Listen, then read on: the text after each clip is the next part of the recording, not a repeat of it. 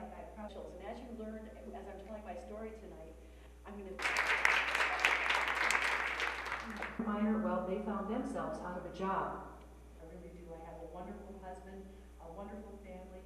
Yes, you have some Latin one. Well, for your life or... With the utmost concern of those whose stories I tell. And you should give yourselves a round of applause for your hard work, and especially that book fair that you had.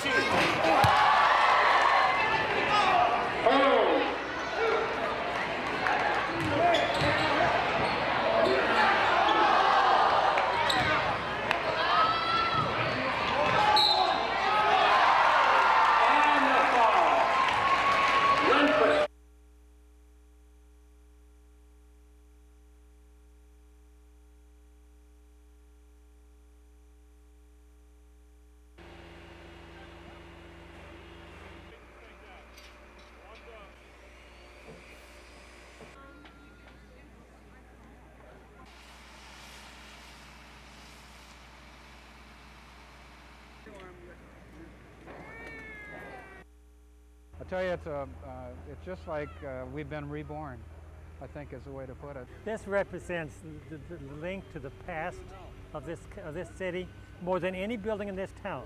This depot symbolizes what Ashland was 100 to 150 years ago.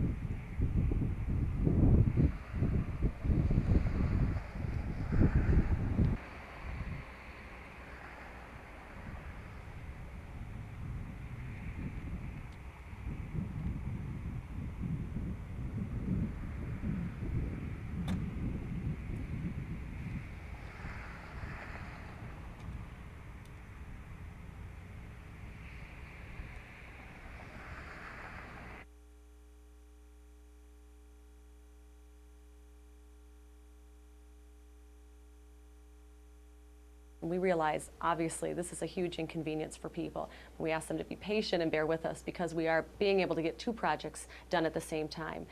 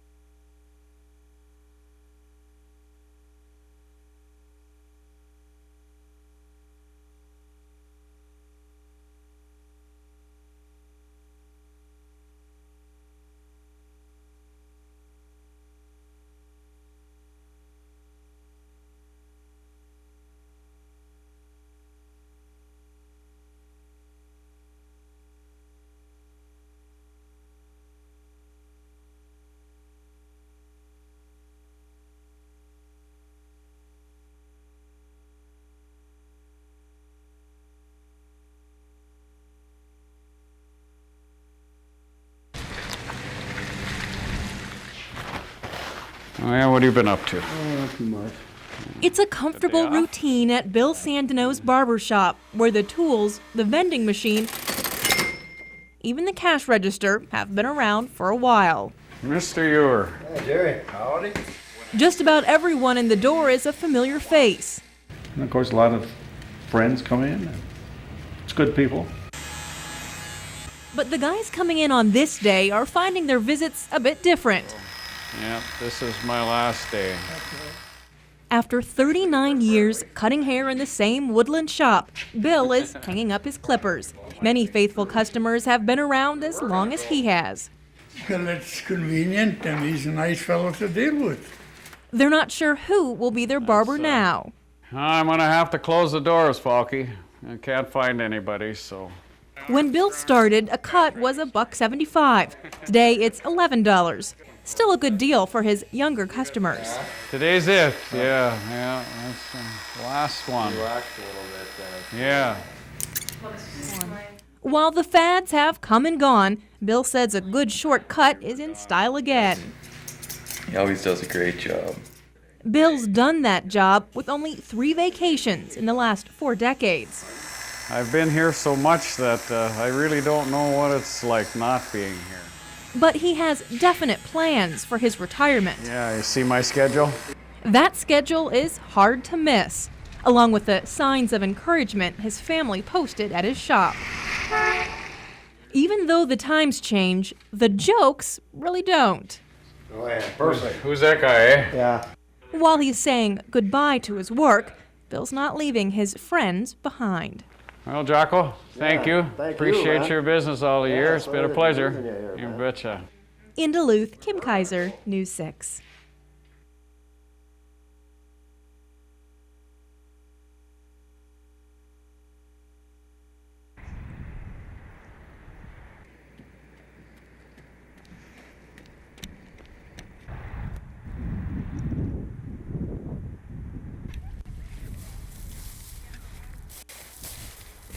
It's pretty warm out, so it's kind of nice out and don't really have to wear a jacket, and it feels like spring.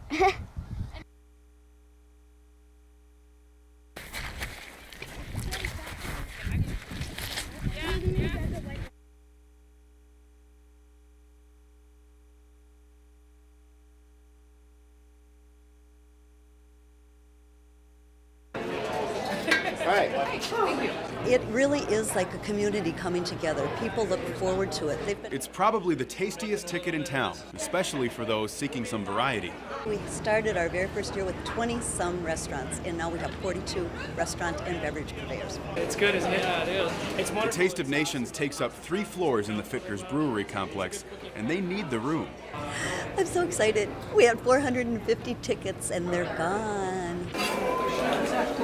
Patrons paid $30 apiece to sample the best local restaurants have to offer. One of our signature items is the Caesar salad. Plenty of anchovies. Can't have Caesar salads without anchovies. And even the chefs look forward to tasting all the new dishes. Well, it's grown-up macaroni and cheese over here. I can't wait to try. There's a little bit of everything for the taste buds, and a lot of help for the hungry. The event is expected to raise $30,000, and most of it will stay right here in the Northland at the Second Harvest Northern Lakes Food Bank. Actually, Second Harvest distributed enough food last year to feed 40,000 families, so it's a great opportunity to raise funds to help. In Duluth, Ben Singer, News 6.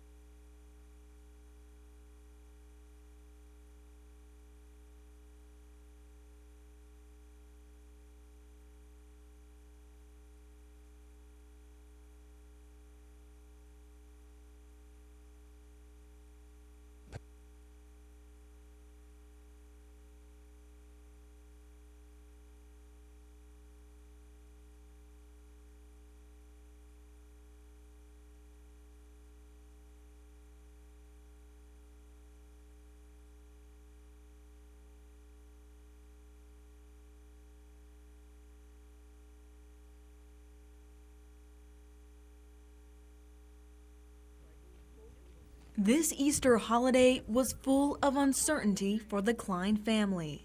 You work most of your life for that, and it's to be able to enjoy it when you're done. You know, it's something to work forward to, then all of a sudden it isn't there no more. Ralph Klein and his wife are losing their health insurance because Ralph is a former LTV worker. This is a huge hit for the couple because they're both diabetic.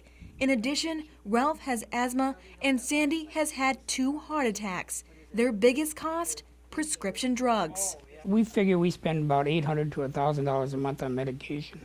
And as LTV retirees like Ralph struggle to pay their health care costs, the pension checks they rely on are likely to shrink. The company was always there most of the time, you know. That's why it's kind of hard now to see some of the stuff that we're losing. The federal government has taken over LTV pension plans, and union leaders say that means those monthly payments are likely to decrease. You know, he put in a lot of time and a lot of hours and a lot of hard work and came home a lot of times dead tired, and what does he get for it? Workers could begin to see the reductions by August. Until then, families like the Kleins must sit and wait. Day by day. I don't know where it's going to go.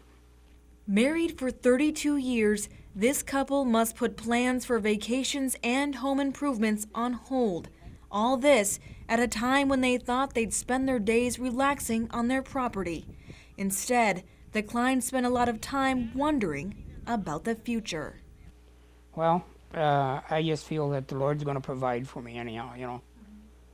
I strongly believe that, and something will come along, you know. And I've got hopes that they will do something up here on the range, not only for me, but for everybody else too, you know. In Kelsey, Royal Day, News 6. So I only had 30 years. Somebody with 45 years in there, or 40 years, could get considerably more, up to $1,800.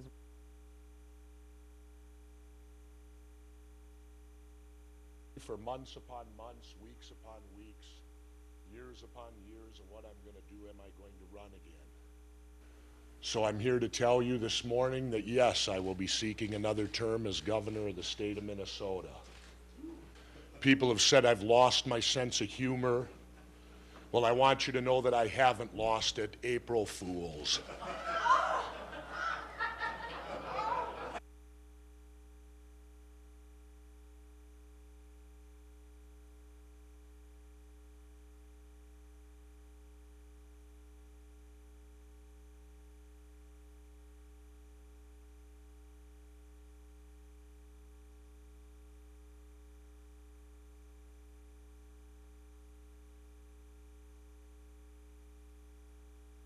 Well, I think it's great, not so much for me, but for the employees of North Shore. It gives them a hope that we can develop something for the long term. You know, it's been pretty gloomy in the industry, and this is a real positive development for everybody that works at North Shore.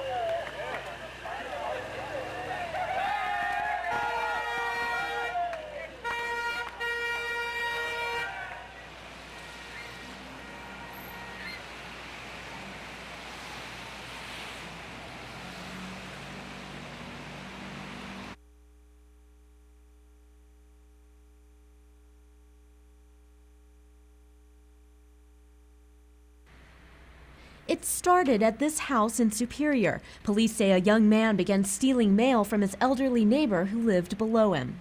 Officers arrested 21-year-old Leif Anderson. He's charged with fraudulent use of a credit card and stealing another man's identity.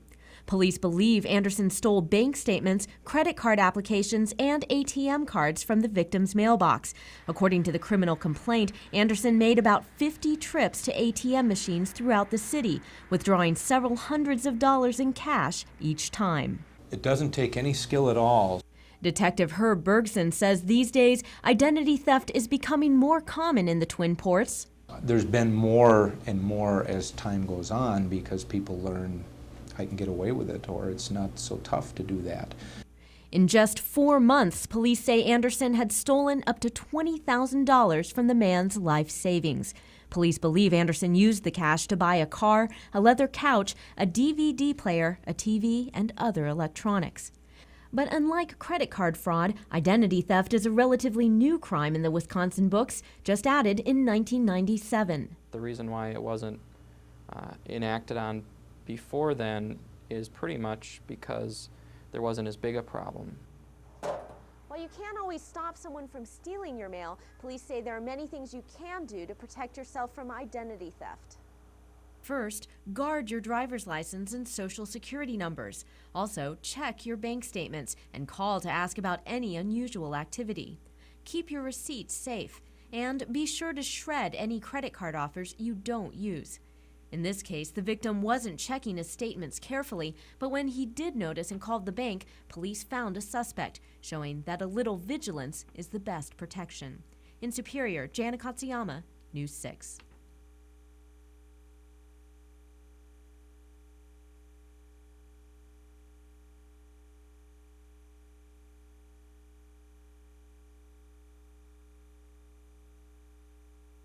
Do you have any stories from when you were growing up, or into adulthood, taking care of your children? Anything that really stands out? We got the radio. We really enjoyed that radio. There's a lot of Hawaiian music, and that was something new.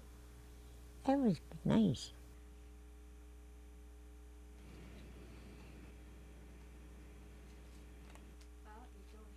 Takes about a half hour. We'll see. We'll just score it.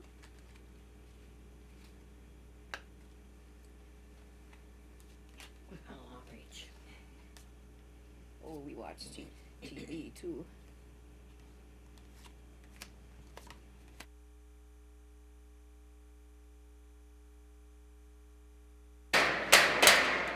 Cellular One just hammered out a deal to relocate its regional headquarters to the Technology Village. This will be the main part of the call center: customer service, financial services, retention. With the move comes expansion and more jobs.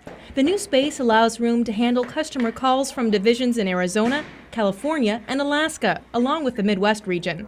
Company leaders say it was a natural step. If you look at the workforce here in Duluth, if you look at the depth of talent here in Duluth, it just makes sense. Cell One will hire 45 new people to work alongside the 115 current administrative and call center workers. And executives say another 55 new jobs could be in the company's future. Is there a good time to call back to reach Mr. D?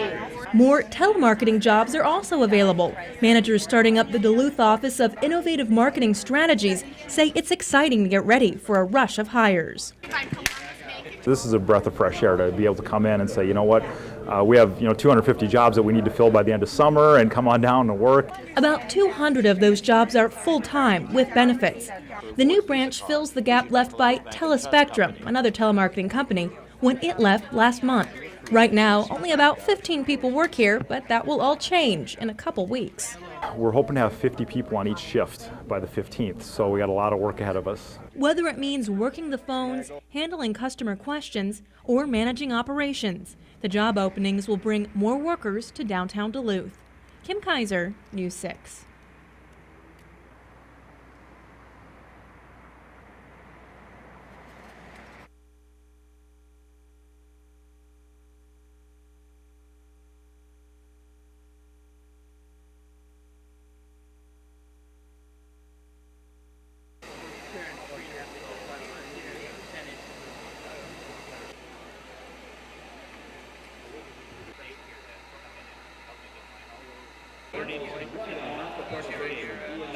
This is 3.5 inches of isonine and 10 inches fiberglass, 10 inches of cellulose.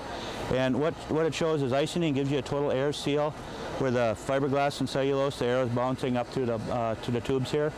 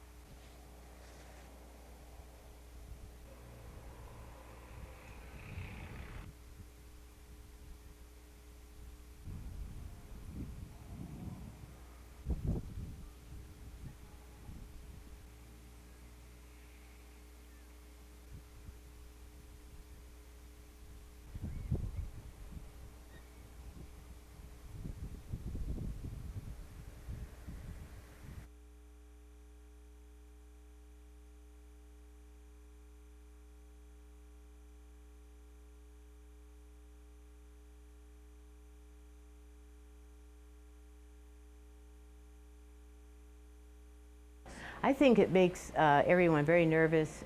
We feel very vulnerable that we don't have appropriate vaccines for our children. It's really one of the basics of health care.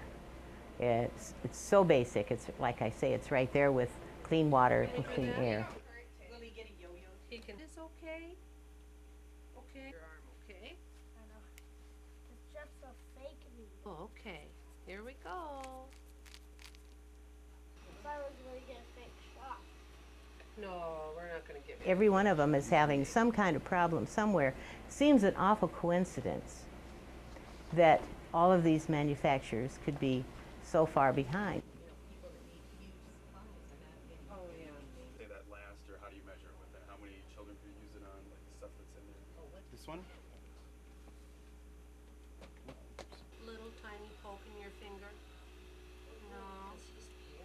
You know what? It's not real bad. Does he get any rewards if he does? Oh, he gets lots of.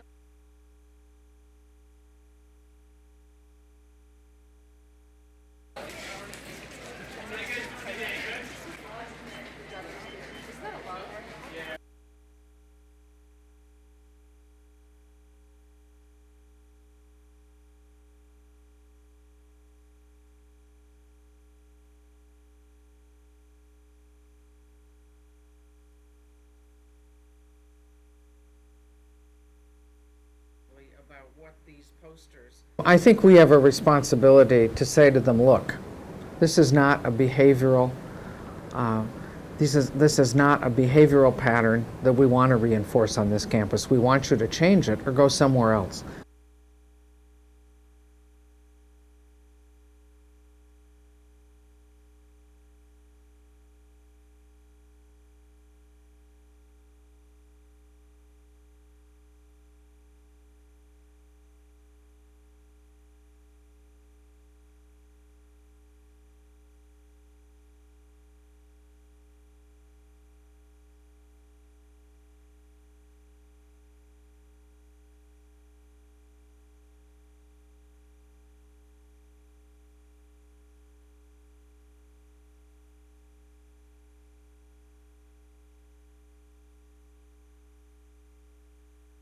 I think every college town in the United States is dealing with alcohol problems related to this particular age group. For years, Lieutenant Bob Brazel has dealt with the loud parties and the problems of student drinking. He isn't surprised by the results of a new study, while others find it sobering. It shows that college drinking contributes to about 1,400 deaths and about 500,000 student injuries every year. Drinking also led to about 70,000 cases of sexual assault or date rape. It's my opinion that sexual assaults at parties are probably one of our most underreported crimes because the victim is usually intoxicated. For UMD students, the statistics hit close to home. Just last year, one student, 19-year-old Ken Christensen, died after falling in a creek on his way home from a drinking party. I think it was kind of a wake-up call for a lot of students, and we take his death seriously, and we have a lot of respect for what happened and the ramifications of that. Since then, UMD and police have tried to solve the problem through a task force, tougher rules, and education. But solutions have not been quick or easy. I just think now people are more afraid that they're going to get busted, so they go to more extremes to cover it up than to do it safely. UMD's chancellor hopes the NIH study will bring more awareness that drinking is widespread in our culture and the university can't act alone.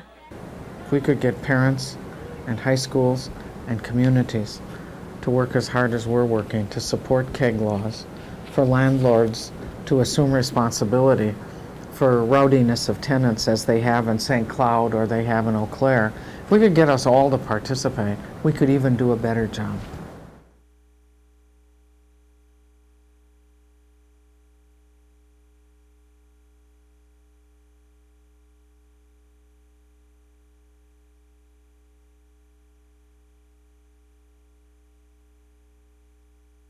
If you have anything in your hearts, our souls, or your pocketbooks, or whatever it takes, find it and do not close our school.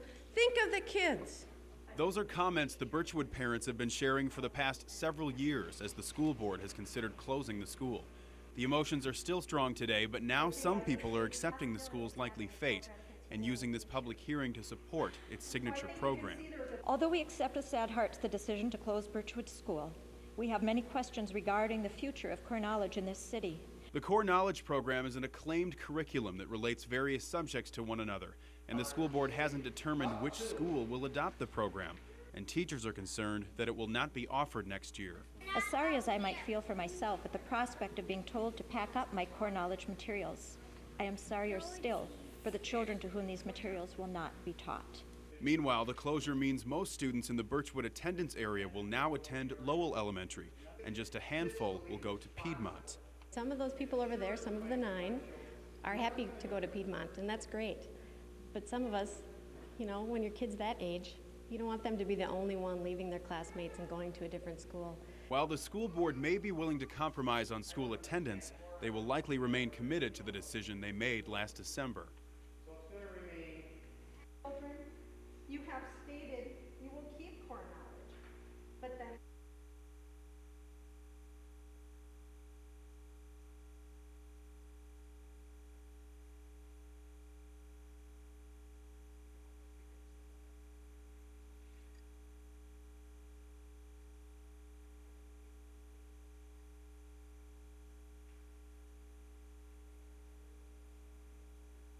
you have to be available one day in September, one day in November.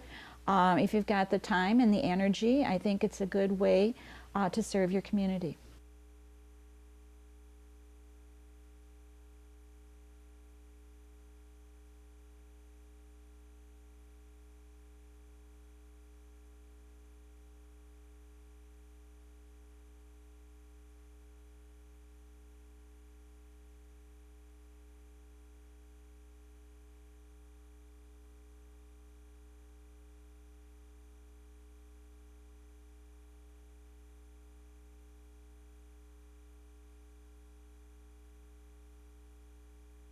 You too.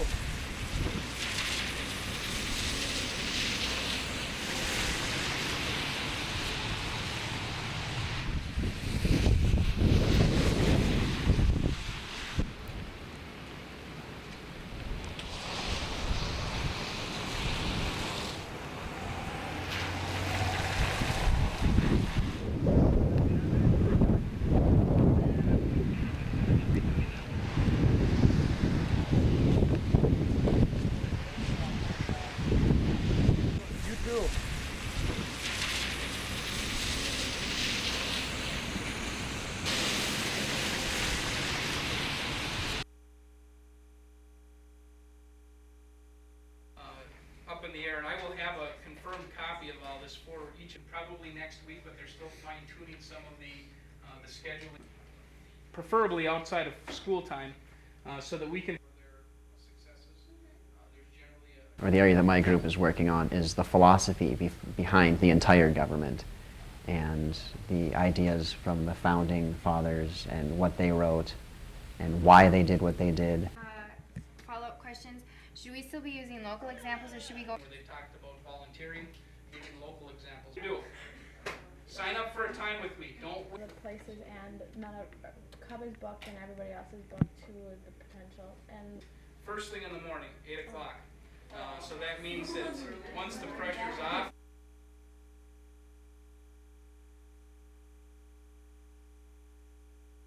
Here's Katie with Tim to start off. Okay, Tim, you're going to help me make some baguettes? Exactly. So what I'm going to do, we're going to pound it down just a little bit, and then you're going to fold it over real lightly. Just fold it over and press it down. Uh-huh. Press it down with your fingers. Yeah, there you go. Then we'll turn it around like this. And fold it over one more time. There you go. Yeah, just like that. And then just pound it down, just like that. There you go. Then we're going to turn it over and squeeze it down, just make a seam out of it. Yeah, starting on the end, right.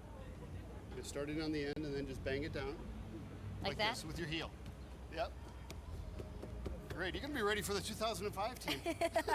and then we just roll it out just like this. Now, why do you do so many, folding Well, things? what we want to do is we want to, there's a structure inside of the bread that we need to keep in a real nice shape so that we want to make sure that the interior structure is real nice. Okay. And then we just set it on the couche. Well, that's great. Is it? Beautiful, really? yeah. I wasn't so good at the Beautiful, rolling look at that. part, I don't think. No, yours is great. Really? Yeah, and then we set it here for about 45 minutes, then we bake it. Okay, good. Yeah. So Voila. simple. Voila. Voila. What are you going to be making? Well, I am.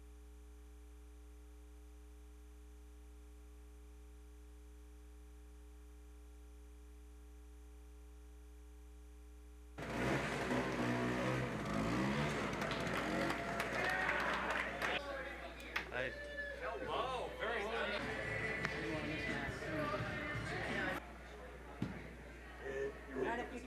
1, 2, 3.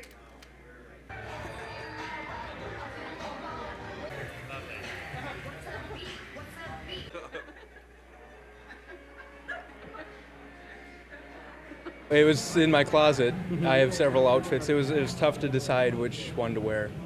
I was just hoping that maybe I could meet somebody from the AV club to date, because there's a couple of guys that I think are really cute. Well, I'm the farm geek, you know. I grew up combining. I missed my first prom because I was out working on the field.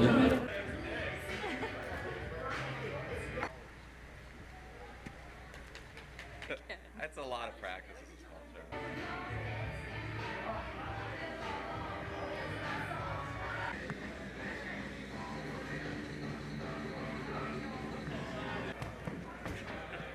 Already.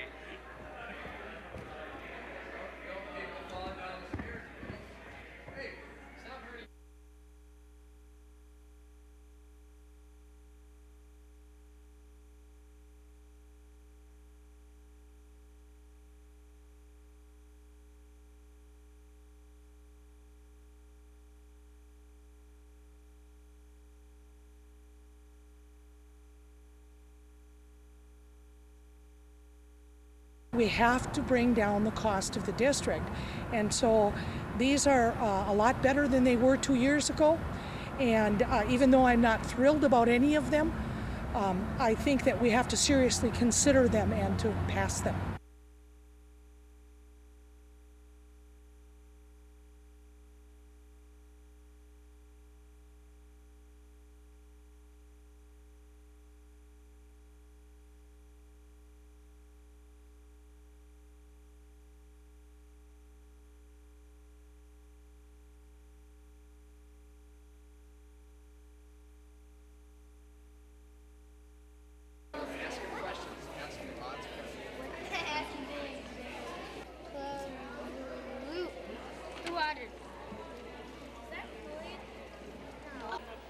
Shake it good.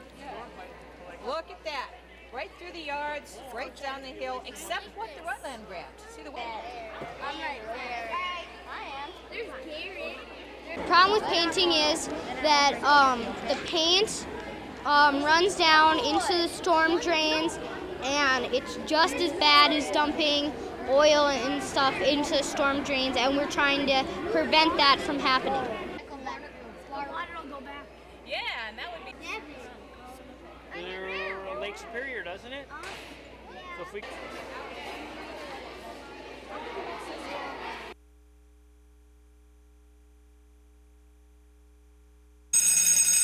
It's been a frustrating month for Duluth High School students trying to register for classes. It looked for a while like I had to drop Spanish for next year, but I ended up dropping half of my international studies course instead to take another elective.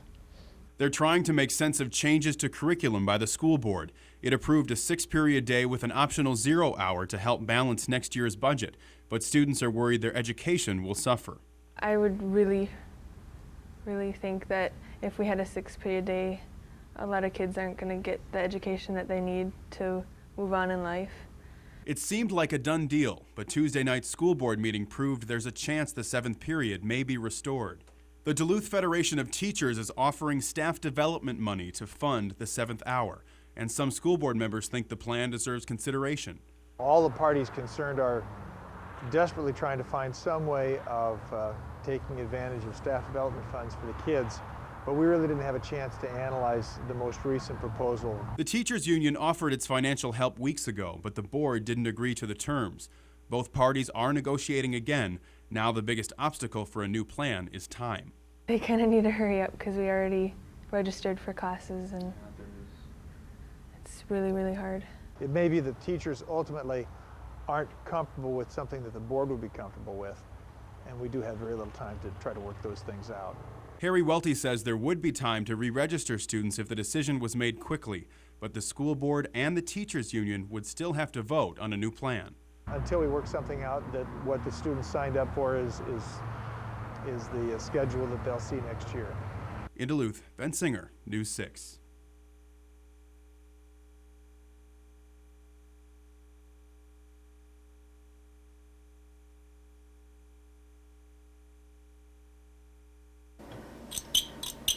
With the start of a propane-oxygen torch, Casey Goldberg gets ready to fuel her imagination. Glass is, it's one of those materials that can be extremely frustrating or extremely rewarding. Down in her basement, she forgets the straight lines and even corners of her day job as an architectural designer, opting instead for the curvy, swirly shapes of melting glass. You can see I have to keep turning it, otherwise the glass just sort of will land on the table. Here, Casey's starting a flame-worked glass bead, a tiny treasure dripping onto a metal rod. She shapes it with a graphite paddle and a pair of scissors, then adds more glass for delicate decoration. And then I can just simply draw color onto my base bead. She's been working on her bead technique for about 8 years now and got her start with a torch in her kitchen. Somebody asked me once if I had glass in my omelets. That name stuck. The Glass Omelet Studio is her artistic retreat, a place where the possibilities are endless. I have a tendency to have a short attention span, so I want to try everything. Now she's also learning to create whimsical glass shapes that will form the stem of Venetian-style goblets. Like any glass work, the technique is full of surprises. In the process of making the figure, it sort of takes on a life of its own and it dictates what it really is going to be doing. That unexpected transformation is part of the beauty, even for something as seemingly simple as a bead. But take a closer look. On their own or in colorful combinations, these flame-worked beads show that inspiration comes in all shapes and sizes. In Duluth, Kim Kaiser, News 6.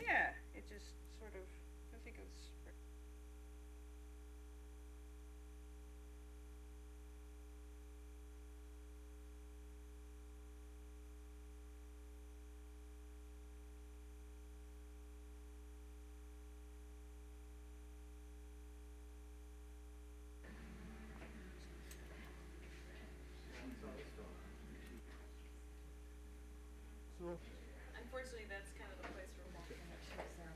I don't want to play part. It's important stuff to make people realize. A firearm has no intelligence of its own. The intelligence starts when the person picks up the firearm. That's where their responsibility starts.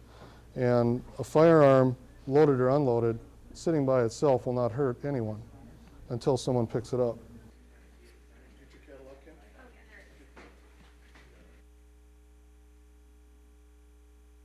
Still a gun safety instructor. Yeah, I'm an NRA certified. It's important stuff to make people realize.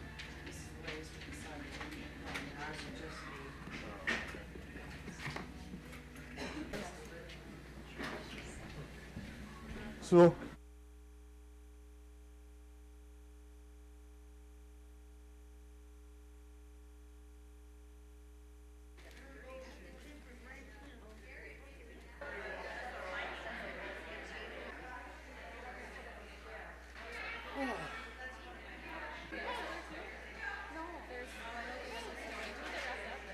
They just seem very happy, I guess. And kind of a celebration of the earth and spring and the artist community.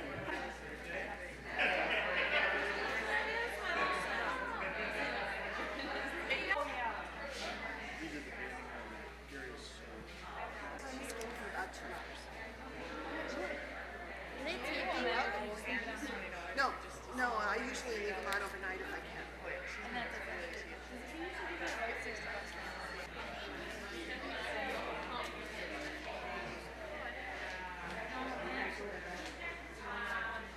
What is that? Is she a vet?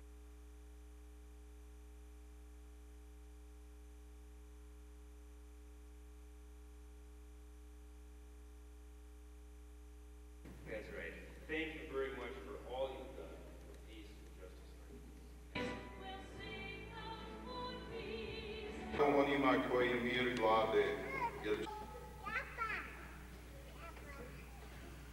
To look either for charity groups to be helping out in the community for people that are needy, or else try to find groups that are working for a certain goal towards peace, get involved with religious organizations that they agree with, or even political organizations.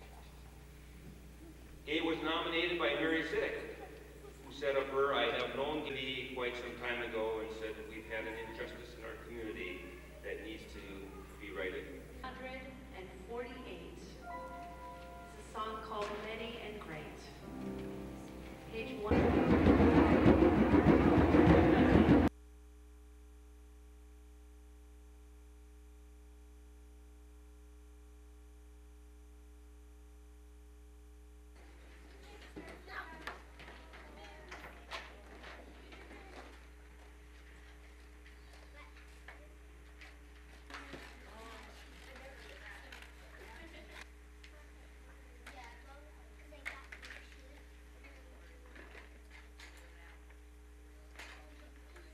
You're always surprised when you receive it. You're always happy when you get it, but the big surprise wasn't there because it's such a natural match for us.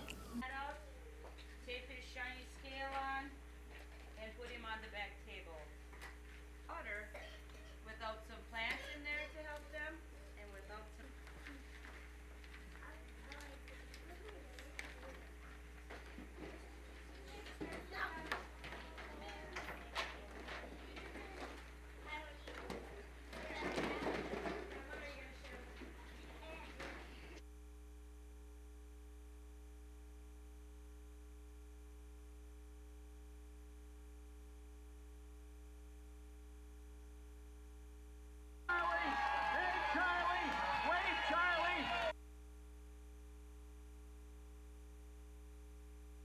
Russell Crook of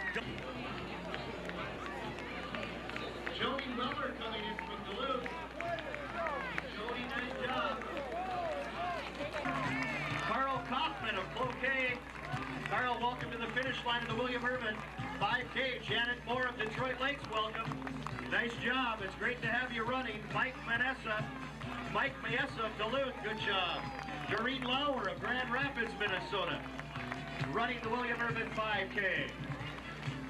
Gerald Anderson and Bob Anderson.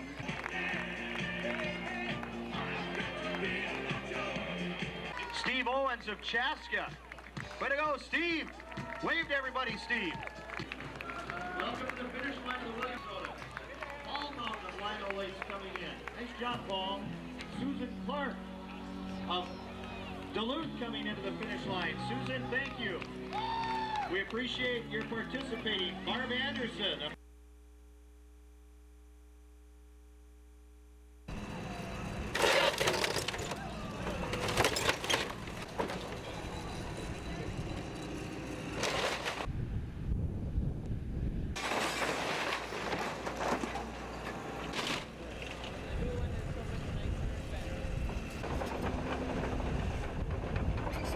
A lot of work went on in that building and a lot of people worked in there, so it was kind of fun to have everybody come out and watch the beginning of it.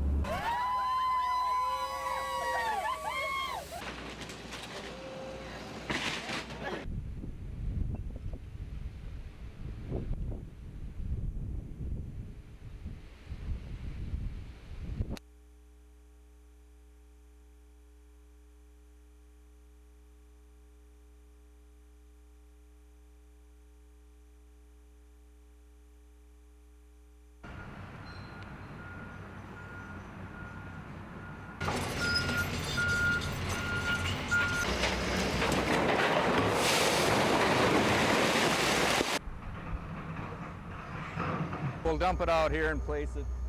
This is one of the worst washout areas, so we'll place about 10 carloads on in this area and then move on down the line. This rock is maybe from 100 pounds up to a ton in weight.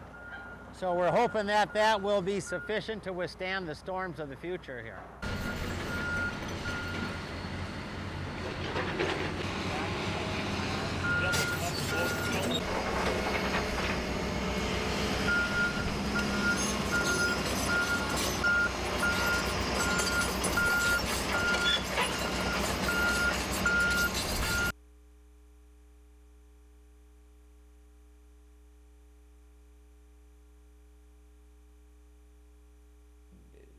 I've talked to victims of identity theft.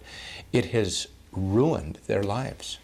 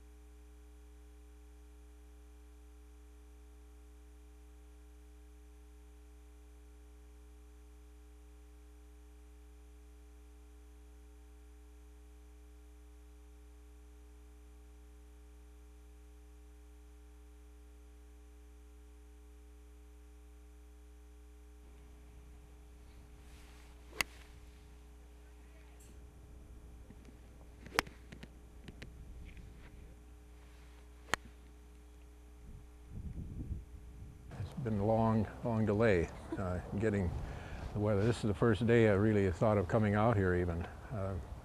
It seems a little snow we don't know when, what'll happen. Bar stool. See, that was good.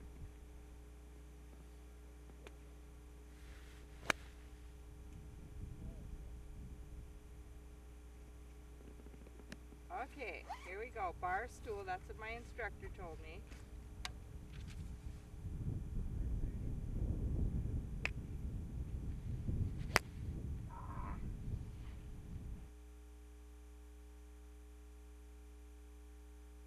Here we go, Harbor City International School.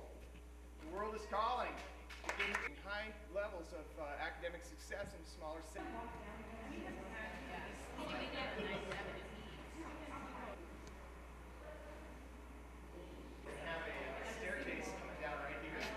We're going with all the research that shows that small schools do make a difference, that at least for some students will have a better chance of achieving high levels in a smaller atmosphere where they feel more connected to the teachers and the other students. So that's why we're doing this.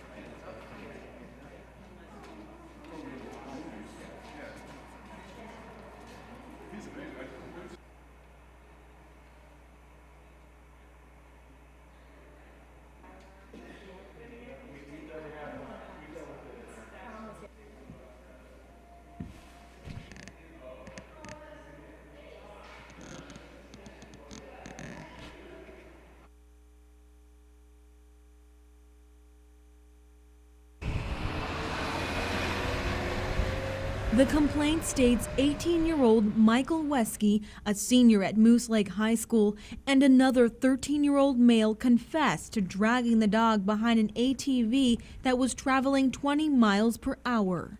The boys claim they wanted to tire the dog because it kept running away. When the boys finally stopped the ATV, the dog was near death, so they hit it with a metal pipe, but the dog somehow survived the blow. The dog still managed to live, and it crawled its way back home. It managed to get back home, and it was still alive, but it was so badly hurt that the owner had to destroy it by shooting it. After examining the stains on the road, the responding deputy had determined the dog had been dragged for almost a mile. The harm that they're doing is symptomatic of some larger problem that needs to be dealt with. News 6 first heard about the incident through the nonprofit Friends of Animals. Michael Fishkoff is on the board of directors. He is also a social worker for the Cloquet School District. This is how aggression starts towards others. It doesn't just appear in adulthood.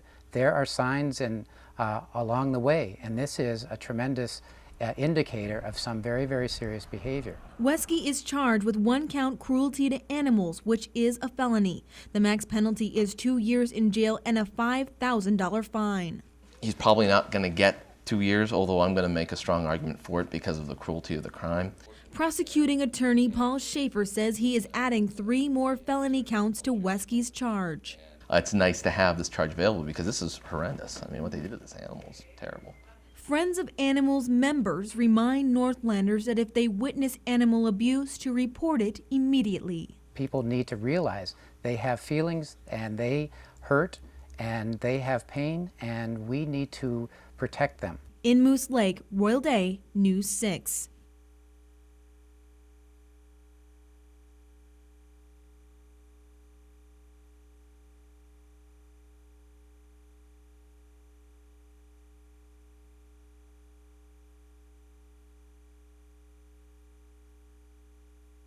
It's going to be a pretty big inconvenience for the traveling public that uses either Highway 53 or Highway 2 crossing between Duluth and Superior. When it comes to the overpass by Perkins, then that'll interfere with where I have to go to work. I think when they do everything all at once, it gets kind of frustrating for people. They don't know which way to go and stuff. On May 6th, the state of Wisconsin will dive into the summer season with major construction plans. The first will be a 2-mile section along US 53 from Belknap to the Blotnick Bridge. The project will take 3 weeks. The southbound lanes will carry 2-way traffic. Traffic flow will eventually switch to the northbound lanes. The cost of the project, $400,000. The second project will begin after the Highway 53 project is completed. This job will be on a 1-mile section of US 2 from the Belknap overpass to the Bong Bridge. This project is expected to take another 3 weeks and will cost about $250,000. And finally, in mid-June, the deck of the Hill Avenue overhead on Highway 2 will be replaced.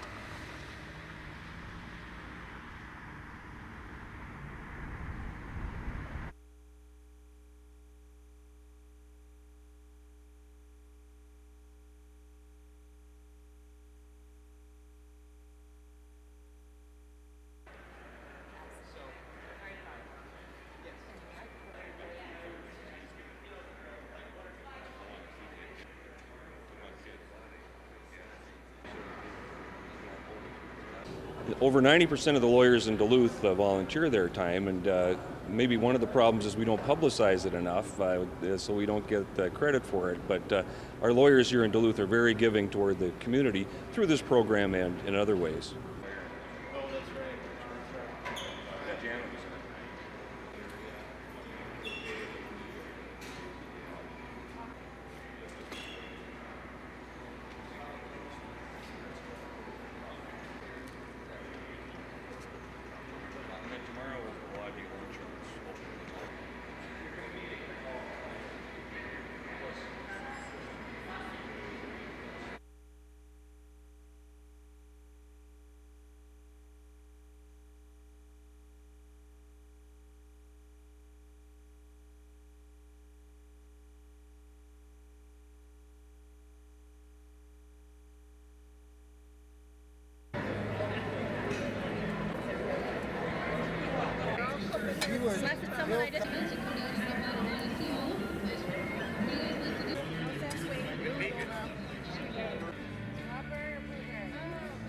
It's really become kind of a ritual of spring around Duluth, you know. Everyone shows up for pancakes and has a great time. And we have a great time putting it on. It's a lot of work, but, you know, we enjoy it.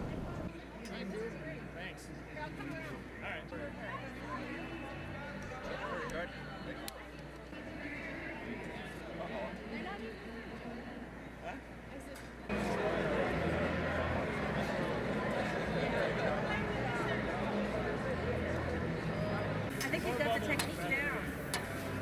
No, never get it done.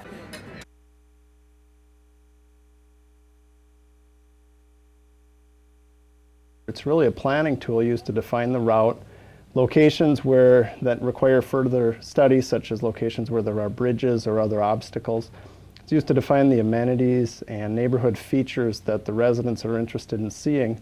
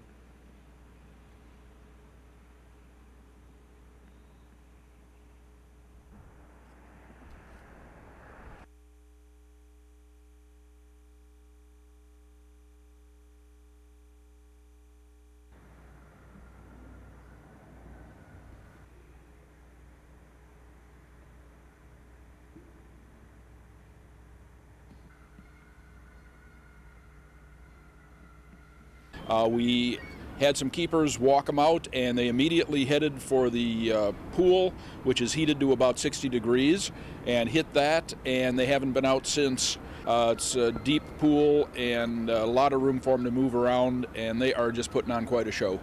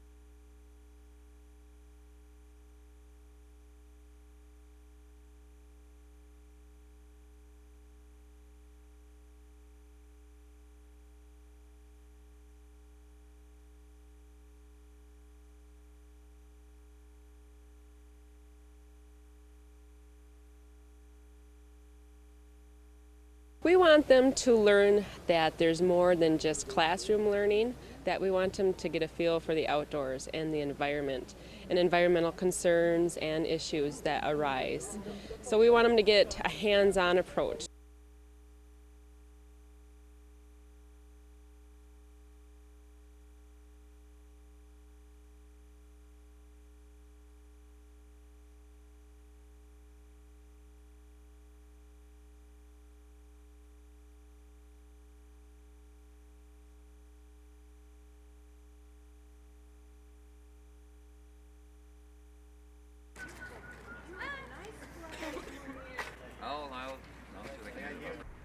I was raised to understand. Yeah, feel free. Tons and tons of emails and letters and phone calls. They told me this is not your country anymore. American audience, they should know the truth about Palestinians. The Palestinians suffer, they lived in misery, they lived in occupation, which shouldn't happen, which is not fair.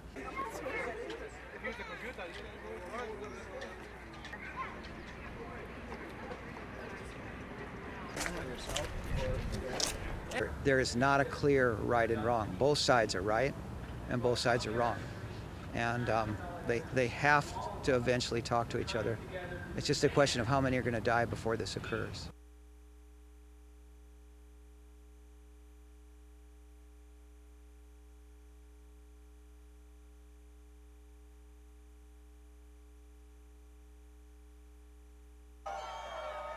Passionately devoted to Becky Laurie, You are believers. You're not giving up. her delegates remained loyal right up until she told them it was over, and then in a surprise move asked them to endorse Judy Dutcher. This race isn't about me. Delegates began to deliberate. I trust her that much that if she says that Judy's a good candidate to support to go, I'll go with it. I have issues with both of them, so it's going to be interesting to see who gets my question answered the quickest in the next couple minutes. And by the fourth ballot, Dutcher was edging closer to frontrunner Roger Moe. I won't disappoint you. It's going to be a heck of a fun summer.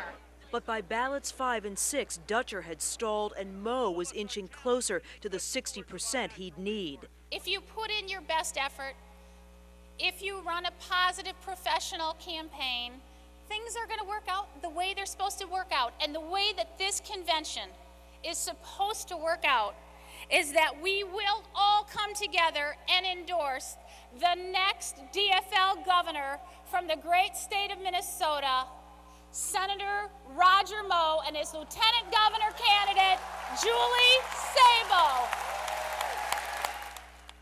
My fellow Democrats, I accept your endorsement for governor of the state of Minnesota. Moe moved quickly to close any DFL rifts and made it clear he'll now save the barbs for his eventual opponents. Asked what's changed from his '98 run with Skip Humphrey when they came in third, Moe was succinct and stinging. Jesse Ventura. His demeaning division does not sit well with people in this state. And in 1998, the economy was raging, government was not relevant in people's lives, and they decided to choose entertainment. Well, it's not funny anymore. It will be 5 weeks before Senator Moe knows who he's running against, but he says it doesn't matter. He's eager to run against any Republican record. As for the incumbent, Moe does not think Jesse Ventura is running again. The governor will reveal his plans later this summer. At the DFL convention in Minneapolis, Carrie Miller, KARE 11 News.